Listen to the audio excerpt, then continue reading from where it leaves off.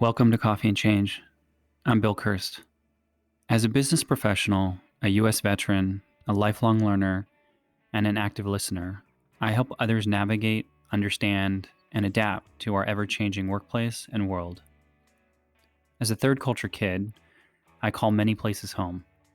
Presently, Seattle is where I explore my creativity through the power of words and images. In this podcast, we journey with our guests, gaining knowledge and inspiration from their stories.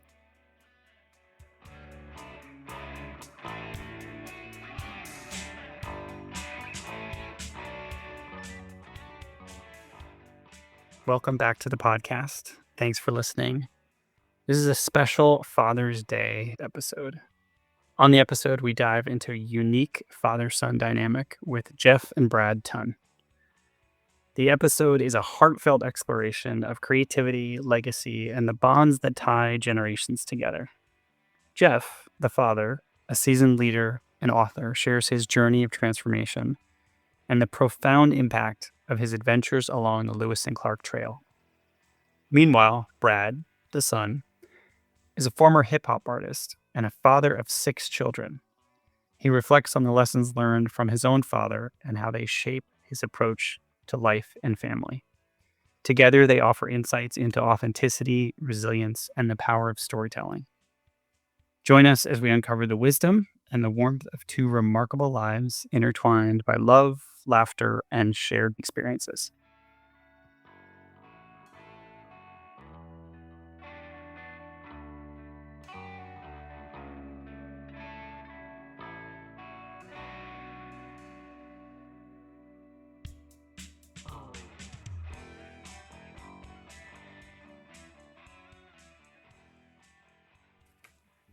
Good morning, gentlemen, Jeff and Brad. So this is a first for me. I've never had a father-son podcast episode. I've dreamt about it. A lot of people have suggested it to me to have my dad on, maybe someday. But I want to welcome you both. 2 generations, 2 great men, 2 artists, 2 people that probably don't sit still like I don't. And there's so much we're going to talk about today. But before we do that, I'd love to do something a little bit different. Brad, I'd love you to introduce your dad. And Jeff, I'd love you to introduce your son. So, Brad, let's have you start. Wow, I love this. Thank you again, Bill. Introducing my father, Jeff Tunn. Well, I know we're audio only here, but you can connect with Jeff on LinkedIn, and you'll understand why I'm so handsome. There you Which is go. so I'll start there. No, in all seriousness, my dad is my role model, my hero. He is where I get how to be a father, how to be a man, what it means to lean into our emotions, and live life without being scared of following and going after what our passions are. So I will stop there, I guess, before I get him too. We got to keep his head right In the sized. frame. That's right. Yeah. Well, I was going to cry. So, that's, That's welcome here, Jeff. That's welcome. yeah. Well, and this is a first for us, Bill, as well. It's the first time Brad and I have been on a podcast together. We've been on stage together a couple of times, as I recall, but, boy, to introduce him, where do you start? This is he called me, I think he said mentor, hero. He's my hero. I tell you, the journeys that he and I have been on together as father son, as adult father and adult son, which are different journeys, right? We've always been there for each other and had each other's back. He's an amazing creative genius. I know we're going to talk a little bit about books today, but he's a hip hop star, retired hip hop star. Had You always call it 4 CDs, but I counted 5 or 6. I don't know. Maybe the compilations don't count. But one of the biggest tributes that I've ever received was he did a song called "Emotional." Yes. And it was about us, he and I. And that shows you that creative spark of his. The other thing that you'll notice if you connect with Brad on LinkedIn, he is now the LinkedIn he's now the LinkedIn champion. Yeah. I sent him a note a few weeks back saying that I'm handing my pinball crown to him because he's the new pinball wizard. He's the new LinkedIn wizard. Yeah. Right. So that says a lot about him too. If you follow him, he's one of the most authentic and real people you'll ever follow on LinkedIn. Just amazing. So That's great. No, I will tell you, first of all, Brad, I totally agree with your dad's assessment of your LinkedIn presence. And the reason I can say that is because you posted something yesterday on a Sunday that started off that said, "You probably won't see this." And then you put a whole bunch of Yeah. wisdom. And I gotta tell you, like, to your dad and I talking a little bit before we hit record, um, we don't sit still. We're always consuming, we're always learning, we're always thinking. And I saw the post. Why? Because I was on LinkedIn on a Sunday. So I'm one of your people, man. Yeah, that's And I right. We appreciate are it. we are like-minded. Yeah. Yeah, I appreciate the opportunity to do the intros. So what's interesting is, again, Jeff, you our paths crossed some point, don't know when, around 2020, I think is when it was. And yeah, I read your second Amplify book about the yeah, job search. yeah, And I went back and picked up your first Amplify book, and the whole aspect of transformation and journeys and sort of step out from behind the screen, understand who you are is probably where I really kind of got in the stream with you for a yeah, river analogy, which we'll probably use. And then obviously life happens, but what's really interesting is I find that, to your point, the authentic leadership, the things that we pursue, purpose, value, emotions, it always finds its way back to you yeah, in a way. And so your stuff kept emerging. And most recently, something that both you and Brad did together, which was sort of the official launch of your book, Uncharted yeah, yeah, Moments. Um, and what really kind of caught me in a good way was the way that this was a community event. It was yeah, a generational event. It was a spousal event. It was kind of so many different shades, if you will, yeah, of yeah, creativity and offering. And I'd love to start there because it seemed like this book launch event was almost non-traditional, although it appeared traditional. And that's yeah, very yeah, much along the lines of this journey that you took, um, uh, you know, along and throughout the Lewis and Clark Trail over yeah, 2 decades, right? I mean, it yeah, spans yeah, 2 decades. yeah, yeah. So the launch event was I'd say you use the word traditional, and I love tradition. I Yeah. wouldn't say I'm traditional, Yeah. right? So I wanted it to be something different. The whole vibe trying to create was gathering around the campfire. We even had a hokey campfire video on the display screen. The snacks and hors d'oeuvres and all that were kind of campfire themed. But when I was thinking about this launch event and who would be a good MC, it's like, oh my gosh, the man sitting right here, right? Yeah. Brad, to do the MC. First of all, he's natural in front Mhm. of an audience. Probably comes from his hip hop days, but just I knew he'd be able to handle whatever situation came at us, right? And I mean, just as dumb as uh, they didn't have a lavalier mic, so I have a handheld mic and I'm trying to read from the book. Well, how do you do that, right? So he's standing next to me holding the book, so I can read it with a handheld mic like that. Yeah, Yeah, yeah, for yeah. sure. So we For just kind sure. of wing it, right? But you're right. This event was oh my gosh, it brought tears to my eyes. I Mm. guess the best way that I can describe it was a few days later, a neighbor of mine who was at the event said, "Oh my God, what marketing company did you hire to put that That's event on?" And I said, "Oh, dude, that was all me." yeah. And he says, "Oh my gosh, the work that went into that." And I said, "It's 45 years of work. These are people I've been around for 45 years. Yeah. Is in some cases maybe only 42 with Brad. But it was this community of tech leaders because my background is in tech. It's Yep. a community of coaches, executive coaches and stuff because I did that for a while. Community of authors because I'm an author, and so you bring those people together, and family, right? Family and neighbors, uh, I think all of 27 of Brad's kids were there. So, that was They were. Yeah, uh, they all were. 6 of them were there. There's nothing that says fun than a 2.5-year-old standing up front when we're supposed to be talking and he's Yes. dancing and capturing the audience's attention. So it was Those are a the great best event. those are Great the event. best kind of family gatherings, and I will say, Brad, I love that you have 6 kids because 'cause I'm one of 6 children as well. Oh my gosh, Um I love when this happens, because listen, like, now we understand each other, right? Yes. Like, we get each other, like, Yeah. totally. My children might relate to you better than I do, I guess, because Ah, they can fill you in. I will say so a couple real quick about this event. yes. I know it was his event, but first and foremost, I gotta say, so I've performed on hundreds of different stages, right? Sometimes hundreds and even thousands of people. Most of the time, it was for the other rappers and their girlfriends, so I don't want to get that confused.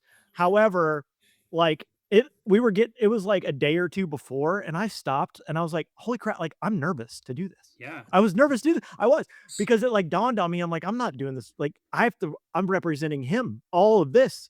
Like, Yeah. I was probably overthinking it a little bit, but like, I was like, dang, you know, what if I, what if I screw this up?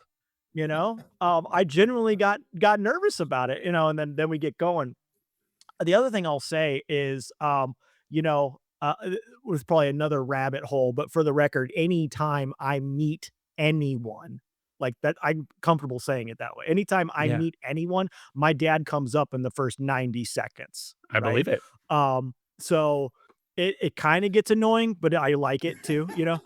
Um, but anyway, I'm walking into and watching people arrive at this event, and dude, Bill, it was packed.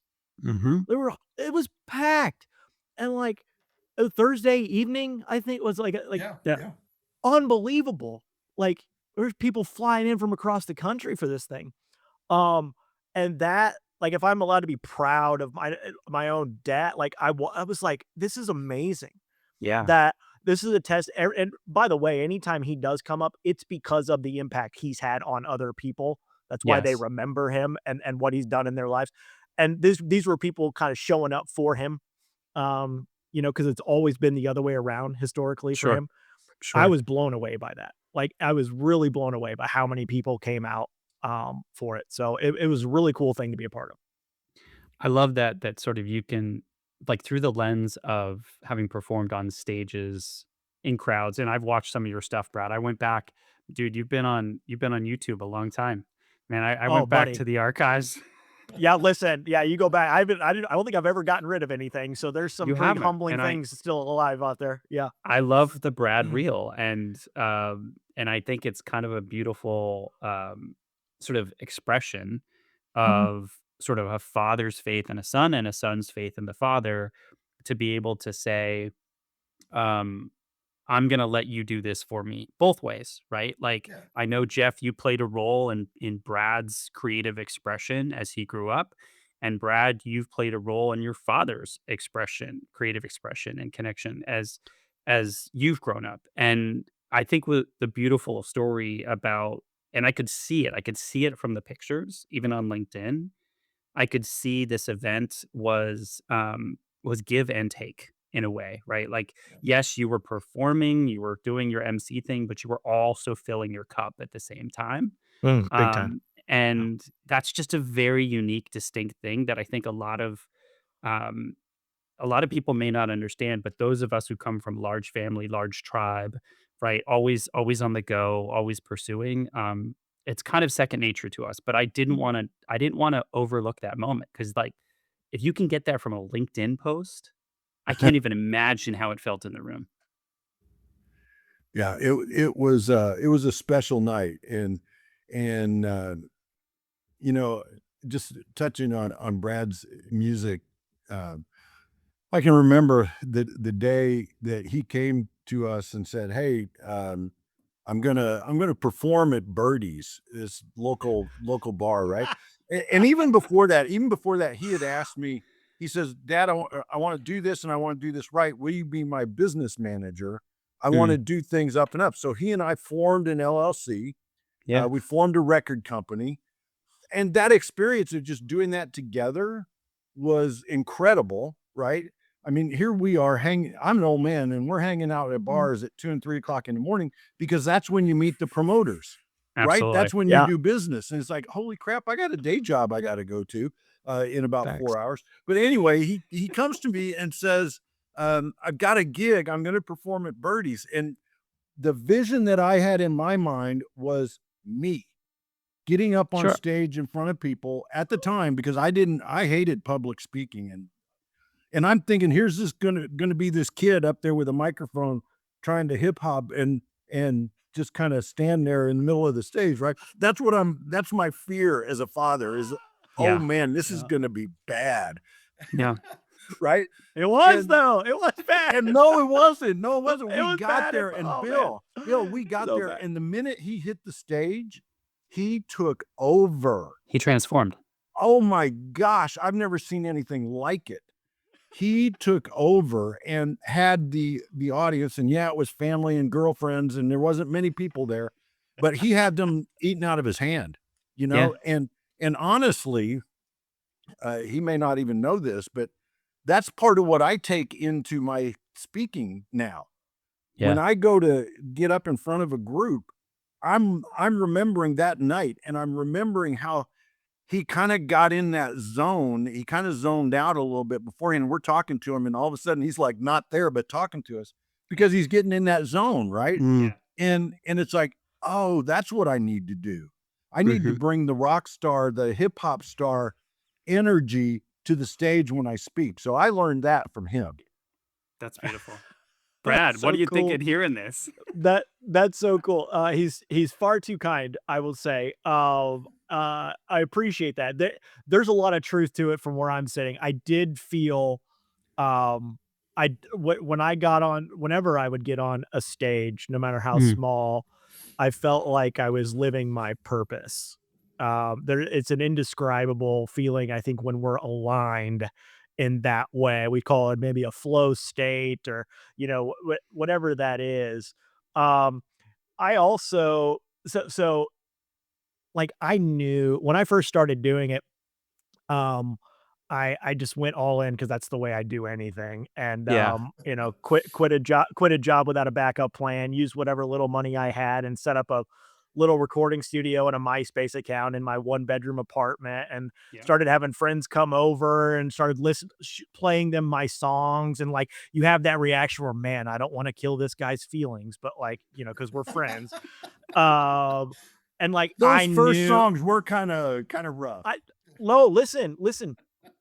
I was never like you ever watch, like, American Idol where the people come on there and they, like, legit think they're like Mariah Carey and they're terrible? I Yeah. knew it wasn't good. I knew it wasn't good yet.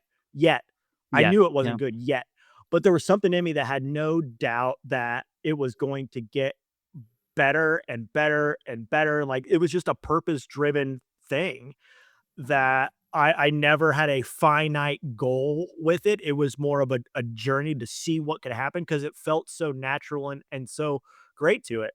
Yeah. Um, the other thing I'll say on the whole music thing, when I came to him about the LLC and all of that, and this is a continuous thing throughout our relationship, was I always want.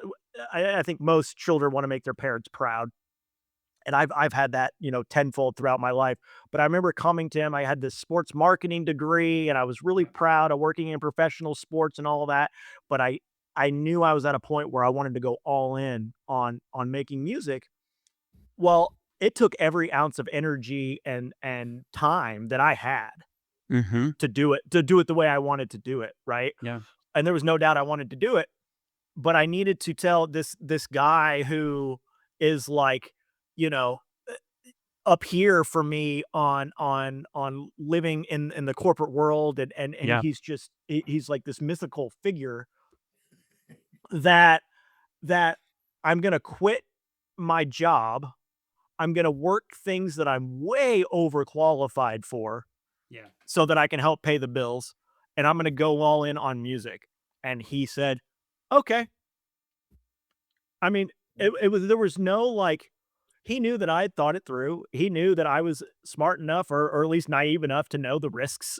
Um, but at the time I was, single, you know, no 6 little ones running around, and he just, like, was fully supportive. Yeah. And I know that's why it got to where it got, Yeah. because I was like, "Damn, if this dude believes in me, then let's go." Then I Well, it can You get got a to know? where room it full of got because you people. have talent. Yeah. Well, I don't know. Um, we could probably beat a dead horse on this, but, like, people ask me about the music stuff all the time, and it's fun to talk about, but what I always tell people is, like, I was never the most talented hip hop artist around. I mean, I would meet people that the hip hop talent with a microphone was, unbelievable, but what I did was I worked harder than everybody else. Yes. I just Right. I just worked harder. I did all the little things that no one was willing to do. Build relationships, become presentable, showing up, being authentic, representing myself, meeting people, networking, right? All of these things that Paying he's telling me, royalties. Do you Yeah. remember paying the first time royalties. we gave these hip hop guys a royalty check from your CDs? They're like, "What are Yeah, you doing? What are you paying me for?" It's like, "Well, Yeah. we got royalties on it's these a way to C do it. we owe you this money." Yeah. And like it was like a breath of fresh air to any like club owner or Sure. radio person or anything to be like, thank God, So we got opportunities. I got opportunities that I probably didn't deserve, that I just worked hard enough to get. I mean, it was really fun. It was really fun. It's amazing what that, pillar of integrity, right? Like, to your point, paying out the royalties, paying the clubs, paying and and I think it's kind of fascinating as I've learned about the music industry, and I've got some good friends in Nashville, and I've spent some time there, and each time I get closer to, a layer of understanding the industry, there's a couple things that happen here, Brad, and I'd be curious your thoughts on this. One is it's that element of be careful asking to meet your heroes, Mm. and be careful with what you think is under the covers, meaning, like, we sort of put these things in the penultimate, and then when you get into the business, you understand how it works or how it should work, but it doesn't work, or how people should take care of each other but don't, right? I listened to this amazing, podcast this morning with Alanis Morissette, who were at the Mm. 30-year anniversary of the release of Jagged Little Pill. Yeah, totally, like, Oh, you to your buddy, point, hand over listen. heart, man. Hand over Oh, heart. you're speaking my language here. Um, and it was so great because it was a 30-year journey through this music that changed me, right, as a high school kid, but not from the standpoint of, like, let's stay there. It was more along the lines of here's what was actually happening, right? While you were listening, here's what was happening. While you continue to listen, here's what happened. Here's what she changed. And I love that aspect of, and I think your father teaches us this again in his writing as well, is integrity is not always easily visible. You have to find it. You have to go toward it. You have to follow it like a current. And the piece I really love about what you just said is it was the hard work ethic and the integrity, and, like, that became your fingerprint on the music industry for you, right? Being in Yeah. flow, Yeah. being that. And I would just be curious from that standpoint, reflecting back now as a father of 6 kids, as obviously a son of a father who's still doing his integrity thing. Like, he's literally out there about to do another leadership session on these I know. topics. How does that how does that sit with you now, Brad? Wow. Yeah. Jeez. From the music standpoint, and the music industry and work ethic and all of that, and I think there's so many lessons I learned that I feel like experiencing those things I'm passing along to my children, Mm, and as I grow as a human being in myself, it's uh, there's so much that we don't control, and number one on that list is other people, yeah, right? As much as we don't. Which is why I think it's so important to evaluate, why am I doing something? Why? Am I seeking, and I was for a time, I was seeking outside validation. mm, when I first started making music, I was making songs and records that I thought other people would want to hear. And I had success with it, but it never felt good. It never felt good. I got a song on the radio and I'm like, this is incredible, but like I didn't believe what I was saying. I mean, it didn't um and that took a long time to figure out. Mm. It took a long time to figure out. And as I grow older, I take those lessons in what is my why? Like what is my why? And is this something that's infinite? Right? Is this something that is part of my foundation as a person? So an example would be, it's a silly example, but if it's like I want to I want to lift weights so that I can get stronger and build muscles and all of that, right? Me. Well, that's great, right? That's awesome. That's going to get me out of bed about 20% of the time Mm. to do it, right? If it's part of my why is I want to be able to keep up with my children and Yeah. I want to be playing with them, right? And like that's for me, that's deep rooted. It's outside of myself. So it's probably a long-winded answer to see. Now I have a 12-year-old who's I'm not going to let him listen to this because of what I'm about to say, but like he's so much better at basketball at 12 years old than I was, and I thought Mm. I was pretty good. And he loves it. And what I'm trying to instill in him, right, is because he wants instant gratification. He wants results. He wants to see things, and you're improving whether you see it or not. And that consistency, I know for a fact that a lot of the success we had was because, from the music standpoint, is because every single day I was working on something that no one ever saw me doing, right? It was behind the scenes. It was discipline, and I'm doing this every single day. I'm like, and that growth, that becomes the journey, becomes the joy, not the Yeah. result. The result's cool. The Mhm. result's really cool, right? Launching the book in front of everybody is really cool. And like that's great dope. It's great dopamine. Don't get me wrong. I'm a dopamine fiend, right? It's awesome. But that's not why we do it. If that's why we did it, we'd never get there. Yeah, Like yeah, we yeah, wouldn't. yeah. So I don't know if that made a lot of sense in my head, but that's kind No, of it what I'm totally, trying to totally did. is yeah. Bringing Jordan's basketball into it is exactly right. I mean, what are the odds that he's going to be on center court at the United Center in Chicago, right? I mean, Right. slim odds. But the journey, and that's what you said, the journey ends up being where you get the joy. And I think the lesson from your music that you bring to the kids is just that. Enjoy the moments. It's not always the destination, it's the journey that gets you there. And if you can learn how to internalize that and feel that joy of the process, that's a heck of a lesson to pass on to 6 amazing kids.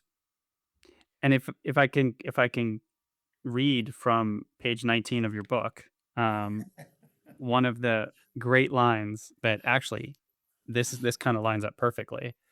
There's a there's a line where you talk about I had learned that water will teach you if you're quiet enough to listen.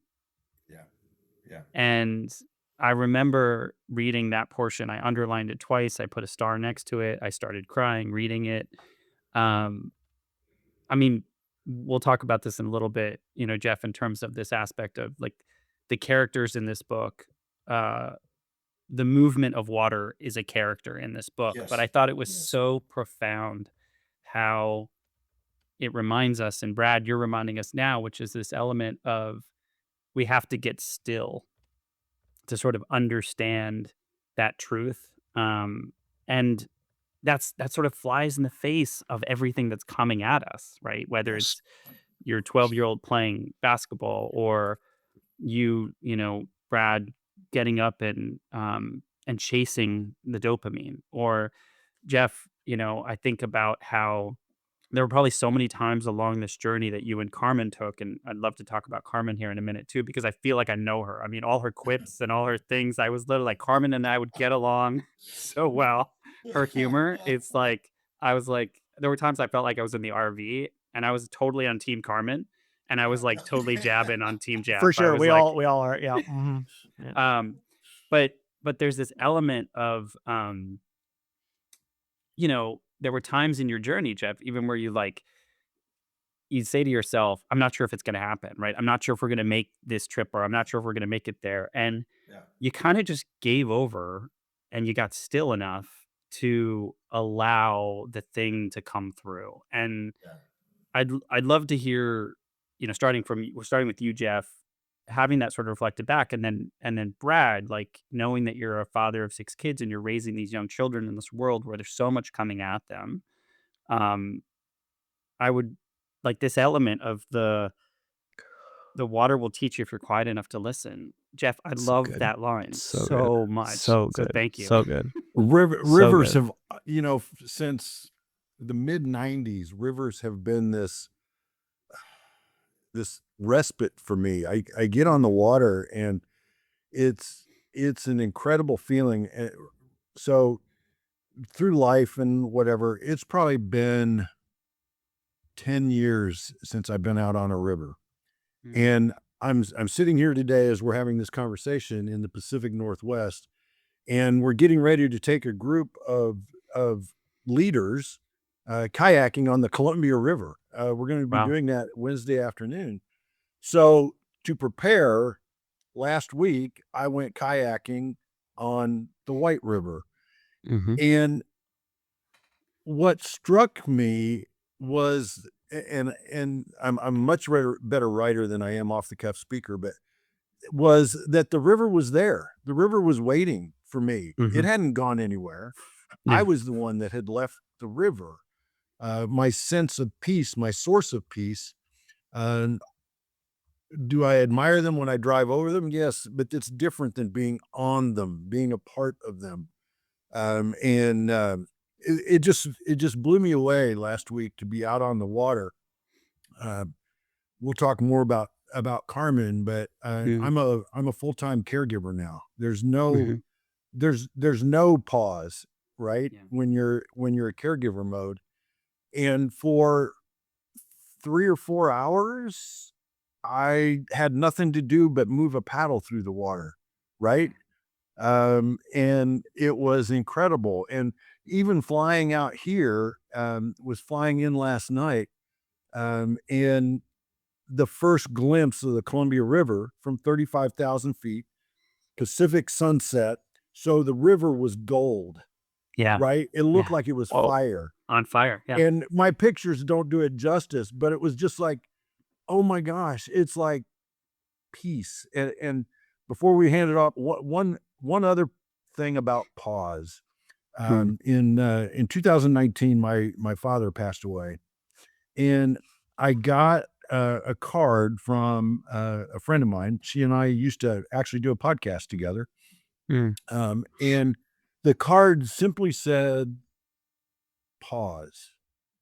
Take time to remember amidst the chaos." And it's just like, oh my God, that is so true. You've got all this stuff going on all the time, and sometimes you just have to be still and let the water teach you. Hmm. Mm, mm, mm, mm. That is so good. Um, that is so good. I don't know how to follow that. I love the line. I Yeah. love the It's a great line. line. It, you know, um, I have found I have found for me that presence is the key to life. I mean, as somebody who's experienced some pretty debilitating anxieties and fears and like just all of those things, I spent a lot of time um being shameful about the past or being anxious about the future, and it's so easy to do that. Being still and being present is, especially in this day and age, is that's everything. It's absolutely I wish so badly, I don't know, like, you guys were talking about how you don't sit still. I wish so badly I could flip a switch and just be like, "All right, I'm gonna be present today," Mm. you But you know, do that, dude. because I wanna be. Well, it's a I it's a watch you with practice the though, right? kids. Yeah. It's Oh, a practice. yeah. Yeah. it's an absolute practice. It's like any muscle. Like I got to practice it. I got to want it. I got to be intentional about it. As far as raising kids, like, man, I tell you what, I thought the days of AOL instant messenger and dial-up internet were tough, you know? Yeah. I mean, this is I don't know, man. These kids today, there's so much on them, so much. And as much as there's this constant kind of walking the tightrope of not wanting to be a helicopter parent, but wanting to see what's going on and keep holding them accountable, but also giving them enough room to spread their wings and make mistakes and all that. Thankfully, that kind of takes care of itself. When you have 6 of them, there's no bandwidth to really sweat the No. small stuff, that's kind of like, all right, here's some autonomy, you Yeah. just get it. Yeah. Yeah. Um, but I give them the benefit of the doubt on that because there's so much in their face with social media, and just, shoot, as an adult, I compare myself to other Yeah. people. So, I mean, as an adolescent or, like, yeah, that's gotta be so hard, and I'm so impressed by them. I really Mhm. am, for the most part. If we're in Yeah. the car on a road trip, that's, a little different, Yeah. but, Good luck with that uh, coming up. I know, but it is, I think, I think it's all of it is opportunity to just take it each moment. And the more work I do, the better I am prepared to kids learn by seeing and watching, Absolutely. Yeah. They model. Yeah. I mean, I can talk to them till I'm blue in the face, and I do, unfortunately, because I'm hard-headed. Um, but they, by doing. So, and I'm not perfect at it, but if the phone's put away, Mhm. if I'm making eye contact, if I'm fully there whenever they're talking to me about something that's super important to them, therefore it's now important to me, Yeah. you know? My son's gonna tell me about the shoes that every single player was wearing in the NBA finals, and Yeah. what edition they were and how much they cost and all of that. That at that moment, that is the most important thing in my life, Yeah. Yeah. Yeah. is that conversation, right? So if I can do that, um, and man, is it easier said than done, but it's a good I hope to model that for them, I would say. Yeah. Yeah. And Jeff, let's talk about again the other beautiful part of the story is Carmen. Mhm. Um, and you know, I'd love for you to sort of tell us a little bit about you know the other part that sort of melted me, and I'll get a little bit emotional here, was sort of this midlife love, Uh-huh. right? I think there's this element that we oftentimes think that it's not possible to sort of love again. And Yeah. I think the beautiful part of your story that you shared so well in this book was, through all the trials and tribulations and laughter and challenges. I mean, it seemed like you fell in love every single day, all Yeah. over again. And I'd love for you to talk a little bit about Carmen because she is she's the spine of this book in Yes, a way. absolutely. And so Yeah.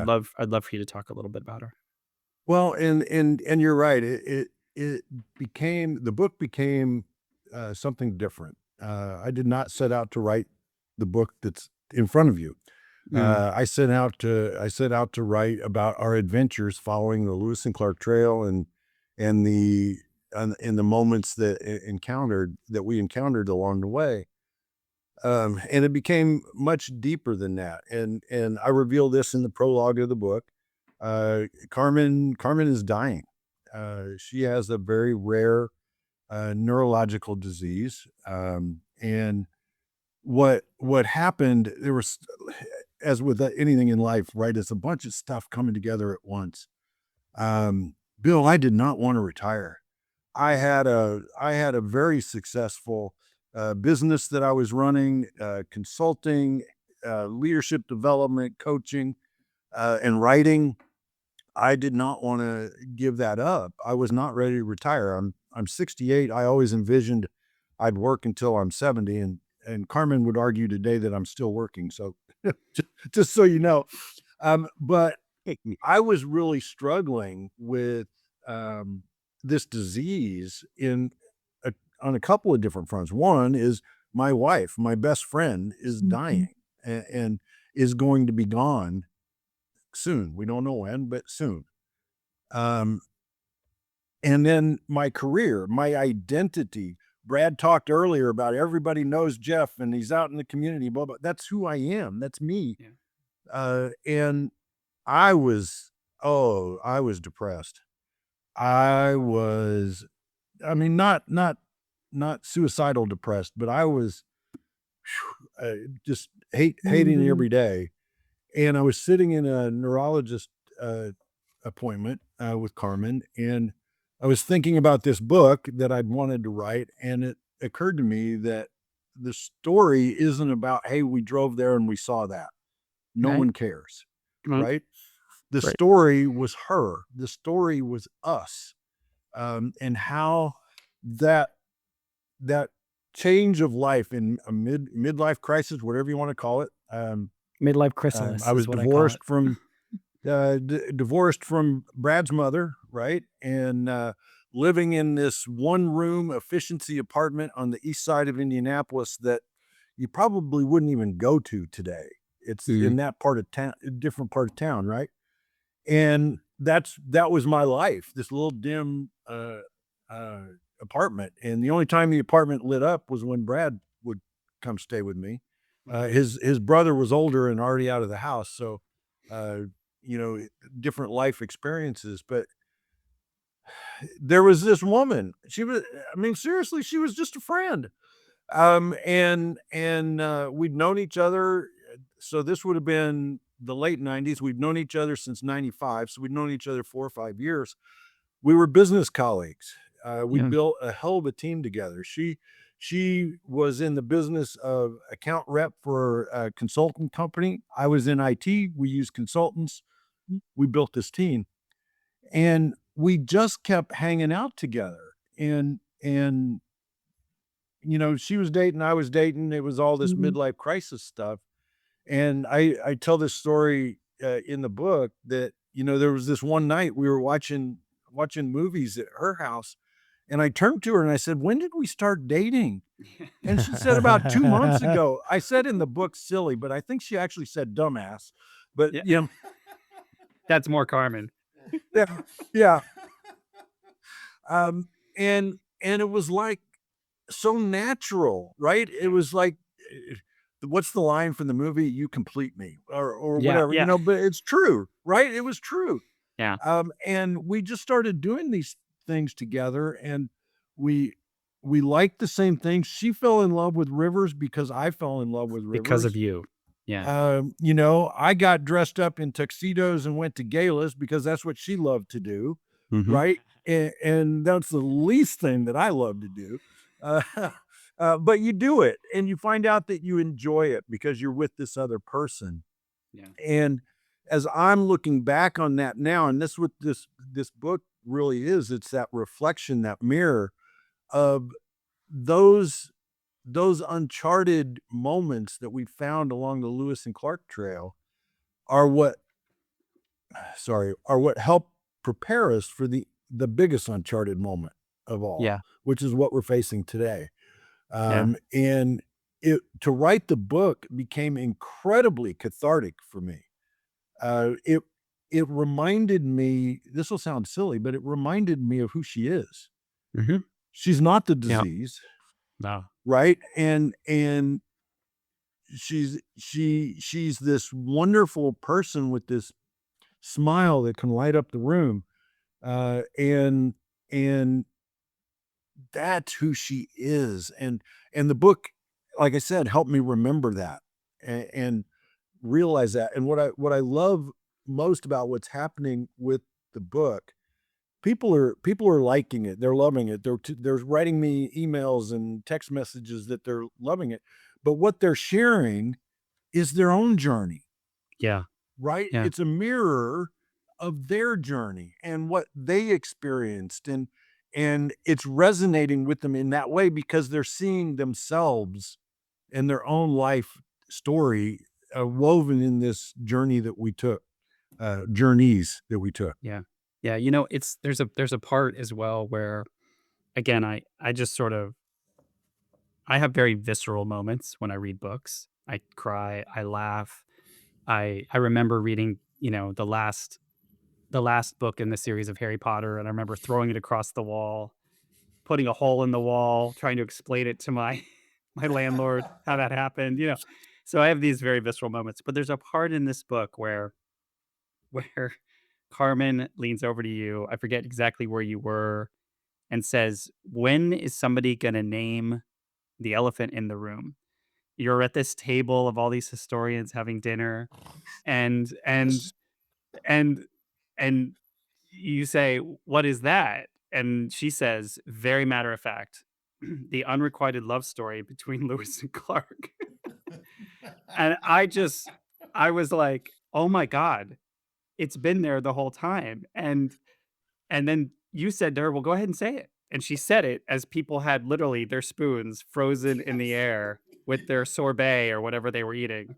And I was literally like, "Carmen, I love you." It Yes, was so yes, yes, beautiful.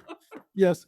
She just kind of dropped the pebble in the water, and says that it was, oh, yes, what And a, so then that took me down a whole rabbit hole, Jeff, where I literally was like, pause, hold the phone, Wikipedia, Reddit. I was like, did these were these guys lovers? Were they not? You know, again, that's whole the history yeah, within the history. And it was fascinating regardless. It wasn't about the scandal.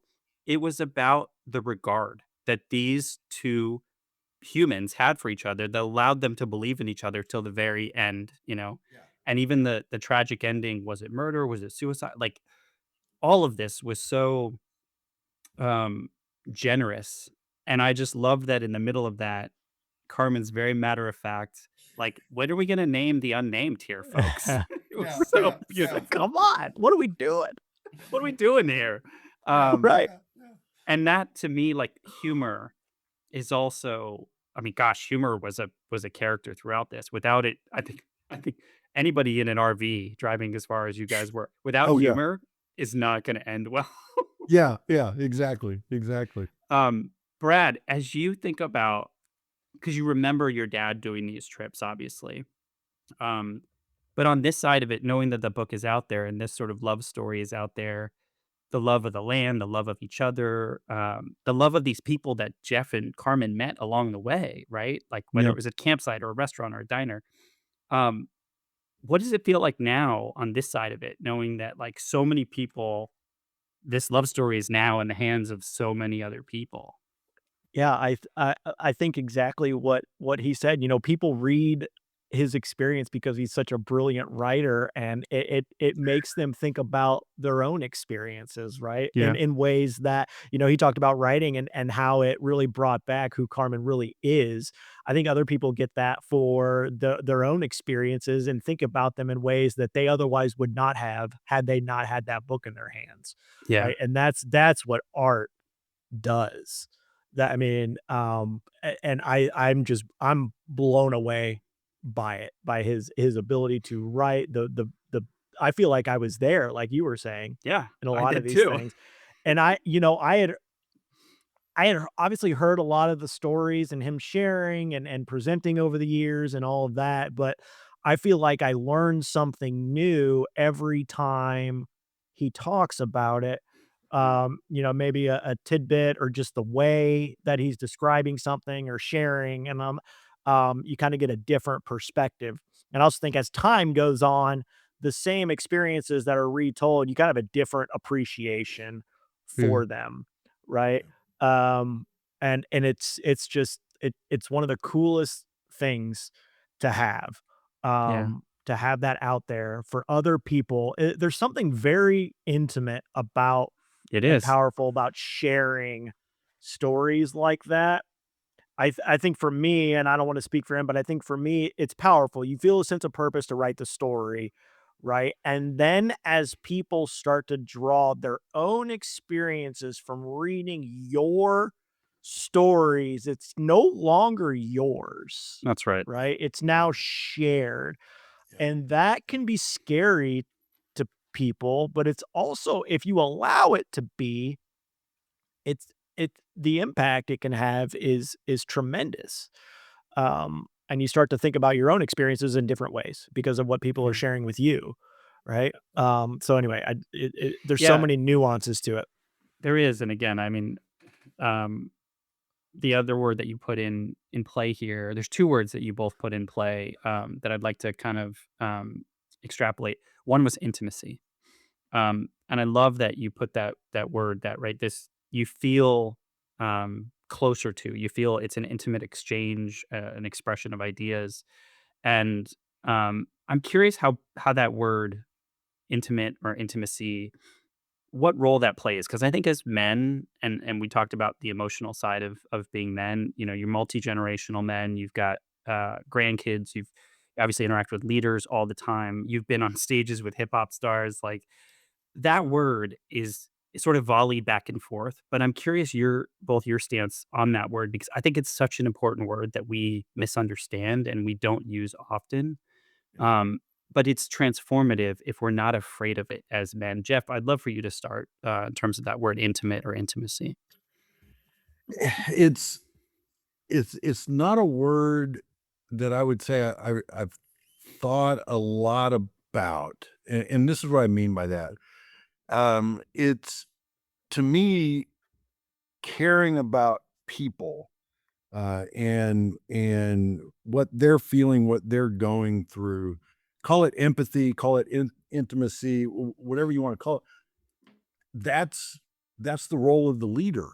Whether you're a leader as a chief information officer, or you're a leader of a as a father, leader as a grandfather, it's knowing, being able to feel what other people are feeling, and react to that. And I think that creates the intimacy. So often we associate intimacy with romance or Yeah. romantic, right? Mhm. And we can be intimate with each other as men. That's not there's nothing wrong with that, right? It's the fact that we're connecting on a, a layer below that surface. We're Yeah. talking about what we're thinking, what we're feeling.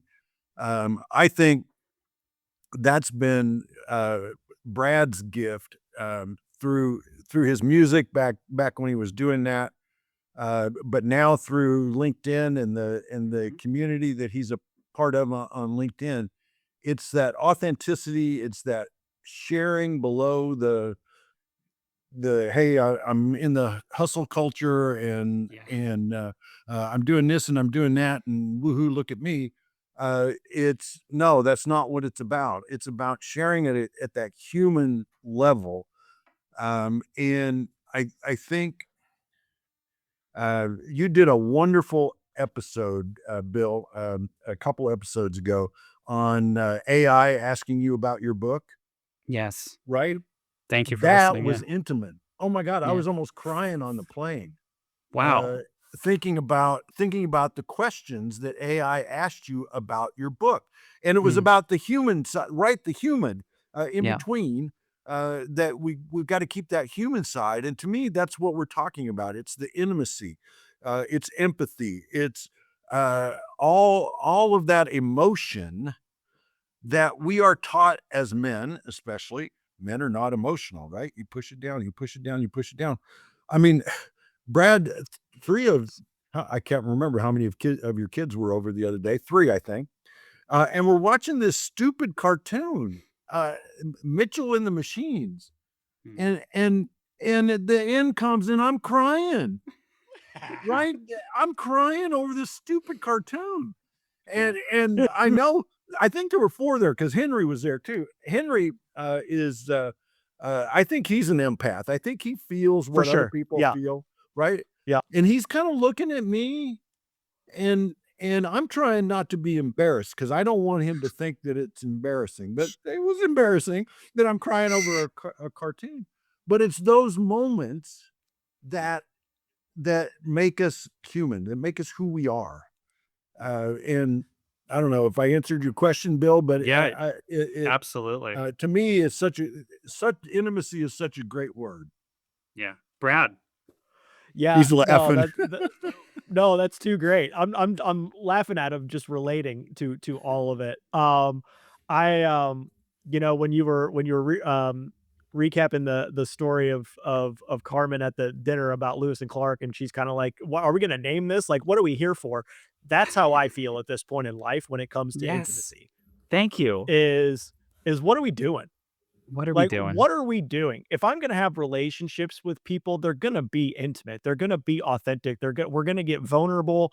We're going to, and like the more you show up. I'm a Brene Brown fanatic, and I'm not Yep. afraid to admit it. Yep. And I know I'm preaching to the choir here when I quote Teddy Roosevelt, right? But the man in the arena, um, that's the way to live to me. Yeah. And if we don't, what the hell are we doing? Like, Yeah. what are we doing?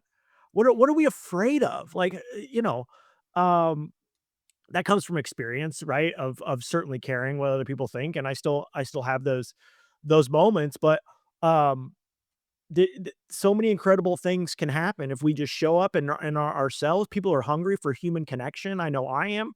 And we can cut through the BS and just show up as ourselves. Doesn't mean we're not professional. Doesn't mean we can't read the room. We're not self aware. But what are we doing? Like, we don't have to be so buttoned up or afraid we're gonna say the wrong thing or, that people are gonna think differently about us or whatever. Like, it that's the beauty of the journey, I think. That's why I'm so grateful for a lot of the things I've been through is it's taught me that the hard way. But it's paved the road to live that way, and I like, once you see it, you can't go back. Yeah. You just can't. Like, what's the point, Yeah. you know? I think the power to even say that, to live that way, like the fact that people still hear that and think that's an option. I know it seems like it's unreachable for a lot of people that it's an option, but it is an option. And the things like to your point, Brad, like music brings that up in people. I think people experience it, but they experience it through other modalities. And there's a part of them that just wonders, can I allow myself this a little bit more? Um, I know we're getting at the top of the hour, and look, we went everywhere, just like this journey went everywhere, right? Like the meandering river of time. Um, I'm I I'm so glad that I got to do this with both of you. And I feel like we're just scratching the surface here. I'm not even done with the book yet, Jeff. I'm about three-quarters of the way through. But I got to tell you, I did not know a lot about Lewis and Clark. I still don't, like, from an academic standpoint, I don't, but from a lived, breathed, witnessed experience, I do. Um, and this will always be a this will there elements of this will always have a love story in it. And I have to thank you for that. I have to thank Carmen for that. I have to thank Brad for that, for people who basically said, "Hey, do this, put this out there." Before we close, I would just love for you to both share a little bit about, like, Jeff, where can people find more about you other than getting in a kayak on the Columbia, right? In the next day, where can they find you? Where can they follow you as you put goodness in the world? And same thing for you, Brad. I mean, obviously, I follow you on LinkedIn. I love what you're doing on LinkedIn. Keep doing it. But where can people get some of this goodness that we've captured this morning? Jeff, I'll start with you. So before Brad, I was the LinkedIn king. So you can still connect with me on LinkedIn. I don't post on there as often as I used to, but try to do it once a week or so. But so we can connect on LinkedIn. My website is really hard. It's www.jeffreyston.com. So it's my name .com. I do a newsletter. I put out posts of recent. They've mostly been about the book, but some of it is stories that were cut from the book. Yeah. Right? You write this book, and Brad was one of the people that read an earlier manuscript of it. It was 150,000 words first Yeah. draft. Is that a lot? It's about 87,000 words this Yeah. that got published. So a lot of stories got cut out. And so I'm using those and putting those out on the blog. So if you're interested in receiving that in your inbox once a week, once every other week, you can sign up on my website. But those are the easiest ways to do it. And I would love to hear from people. I want to hear Yeah. their reactions as they read the book. And Bill, I want to hear when you're done. Yes, I want to hear about it, for So sure. that's the best way to connect up with me. Thanks, Jeff. Brad, how about you? LinkedIn's where I'm at. I'm there every day. I love it. It's Yeah. man, it's wonderful. So find me there.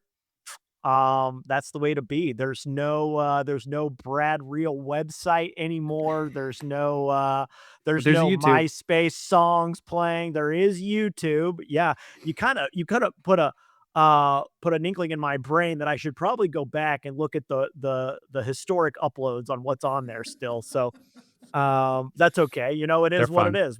Yeah. Talk about vulnerability, right? Yes. So yeah, LinkedIn, I love connecting with people, whether it's, about life, whether it's about recovery, whether it's about I work with nonprofits, so whatever. Hit me up. Yeah. Thank you. Well, I and I think appreciate one it. of the things that I love about what you're doing on LinkedIn, Brad, is you extend it beyond social media. You talk to you set up either virtual coffee meetings or sometimes face-to-face meetings with people that you've connected on LinkedIn. I mean, that's how we got on this podcast, right? Yeah. Was through LinkedIn posts, and he makes it human. Yeah. So if you want to connect with someone that lives and breathes what we've been talking about today, connect with Brad and sit down and buy him a virtual cup of coffee. Yeah. I do love coffee. I do love Thank you. coffee. Thank you both. This was Thank such a you, Bill. joy. What a great way to start a week. And yes, Jeff, as soon as I'm done with the book, I will send you a note and I'd love to talk to you. And this is the way to learn history in my mind, right? At the center of Preach. it, there's a love story. And I think everybody loves a love story. So thank you both for doing this. And Brad, I will share one little factoid with you, which you will hate me for. Um, No, not at all. this will be interesting. So one of the things I'm least proud of in my musical appreciation as a fan, in 1998, Eminem under the name Marshall Mathers came to my Of course. college, came to Spring Fair, and Stop it. performed, and Stop it. we booed him off stage at the Johns Come. Hopkins Oh my University, god. and we are not proud of this now, but at the time we were very unknowing and probably scarred from Vanilla Ice, and we booed him off Sure. stage. And I'm not proud of that moment at all. It's I think okay. if I could go back and redo it, I would have redone it. Listen, I can't imagine, Johns Hopkins University and Eminem in '98, knowing the content he was putting out, that's well aligned. Um, but, to each their own. Hey, as a side note, if you ever want to get together and have a virtual Jagged Little Pill listening party, you let me Yes. know. I'm here for it. I'm here for it, bud. That was the Well, original oh, therapy. well, As a yeah. lapsed Catholic now, I can tell I'll you that was the original therapy. So There you yes, go. I'm Oh, here I'll that's for put it. a good. sweater on, backwards, and we'll have a good time. There you Awesome. go. Thank you both, gentlemen. Have a great, Thanks, guys. great rest of the week. Be safe, Jeff. Thank you. Hi to the kids, Brad. See y'all. Yeah. Hi. Thank you, Bill. Appreciate you. You bet. See ya.